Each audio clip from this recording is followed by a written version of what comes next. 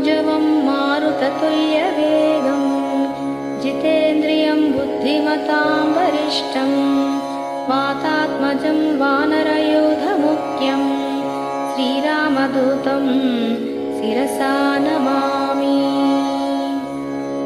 आञ्जनेयमधिपाटलाननं काञ्चनाद्रिकमनीयविग्रहं पारिजाततरुमूलवासिनं भावयामि पवनामनन्दनं।